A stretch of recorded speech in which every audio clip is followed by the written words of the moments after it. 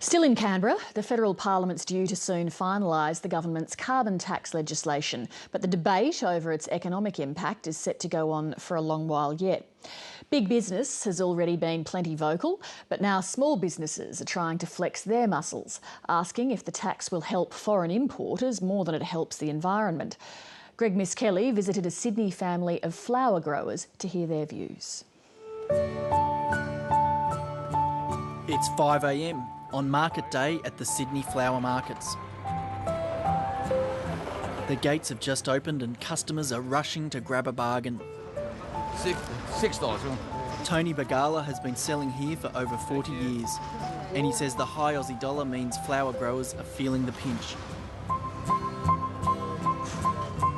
Well, the dollar has increased the imports because the dollar value and makes it a lot easier for people to bring more stuff in. They're local.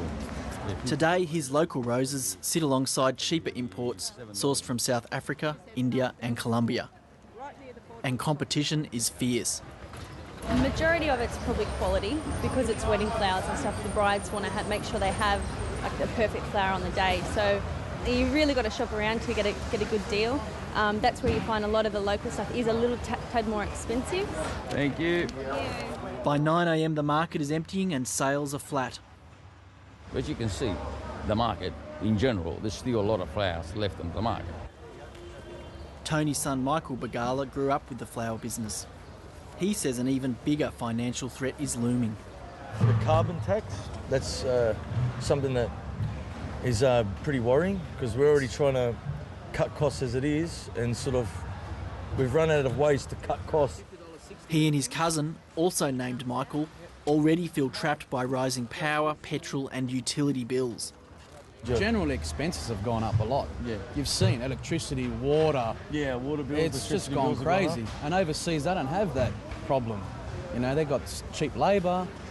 Yeah. They don't have worries about that. So for them, they can produce and not have to worry about those overheads, which we got now. With the carbon tax looming, the debate has so far been focused on the big end of town, the top 400 polluters and how much compensation they're going to receive. But it's here at the Sydney flower markets where small businesses are now asking, have they somehow been forgotten in this debate?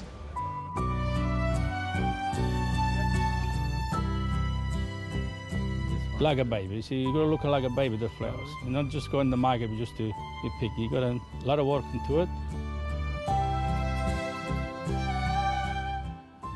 We started to grow the flowers.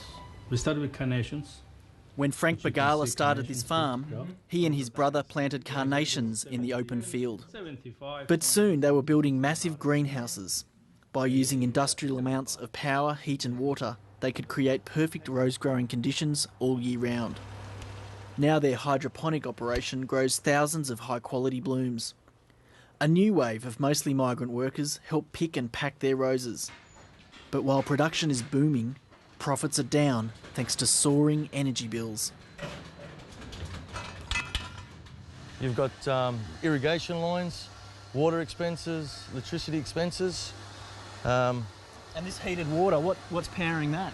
Well, what's powering that is A-grade coal from Gunnedah, which gets the temperatures that we need inside the furnace and pushes the water through the major pumps and distributes the heat evenly throughout the farm. Mid-June, July, we do go through a fair bit of coal. We go through about 30 to 35 tonne we burn in a week. This coal-fired boiler cost the farmers $600,000. They had hoped to beat winter energy costs, but they say the weekly coal bill is around $9,000. Yeah, well, originally, yes, we did look at it and thought, yeah, this is a cheap source of energy, but over the last 5 years it's gone up 300-400%. The company is already importing some rose varieties during the cooler months. The younger Michael says the carbon tax offers no assistance to keep growing. No, it's not. It's not encouraging us at all. It's making us have to think about going offshore. You know, it's making us actually saying, all right, what do we do next year? Do we switch it off and import from overseas? It kind of forces you to think about that. Where the last few years, we're thinking about, no, let's grow local, let's grow all year round, keep on going. Frank Bagala says he's worried, not just for his family, but for other locals growing berries, flowers and veggies. Yeah, it's a worry because, I'm not a big grower, but, it's sad for me to let it go after all this so many years. Yeah, I'll put 8 down. Yep. His son says they did explore a solar energy option. We've looked into it, and the amount of money we have to outlay to get back, might take 20, 30 years of today's technology to pay it off. There is just no system that will help us at the moment. Fossil fuel is it. It's this or nothing. As the Bagala family ready for yet another market, they worry how the carbon tax might slash their tradition of growing. It depends. Is it going to be just on water? Is it going to be just on electricity? Is it just going to be on coal? Is it going to be on everything? And how much is it going to cost? As we're saying, people are struggling as it is now. Would you be sad if you had to stop growing over winter? What would happen? Yeah, I'll be definitely sad. Nothing beats a local grown rose, growing it yourself. You've got that kind of achievement, bringing it up, selling it to the florist, and they're happy with the product. Greg Miskelly reporting.